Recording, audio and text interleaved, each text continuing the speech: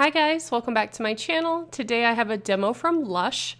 This is their I Want a Hippopotamus for Christmas bath bomb.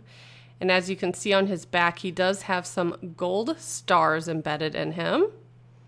And I thought he was super cute. Raylan was my little bath helper today. And she totally dunked the entire bath bomb, and it came up and was just completely foamy and thick, and it stayed like that for quite a while until some of that kind of came away from it. But the description of this bath bomb is pretty interesting. It did say that there are plastic-free stars on it, which were the gold stars. I am familiar with those because Fragrant Jewels does use those in some of their bath bombs. However, when it was in the tub, I didn't really notice it or see them floating around. But typically you can pick them up and kind of squish them in between your fingers and they dissolve. They're kind of cool. It also said there was popping candy in this bath bomb.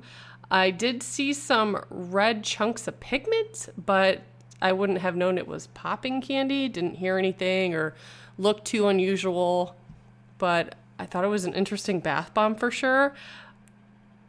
The I Want a Hippopotamus for Christmas is probably my favorite Christmas song just because they sing it in like a weird voice, and I don't know, I've always liked it. So I knew I had to get that one when I saw it. I just thought it was so cute. And this is one of their more affordable bath bombs. It's $5.95, which is on the cheaper end for Lush. And it is 3.1 ounces, which seems pretty small, but it did last a really, really long time in the tub.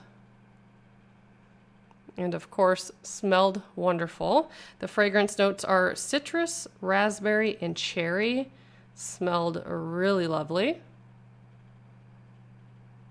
And you can see some of the foamy stuff still on top and the hippo floating in the back.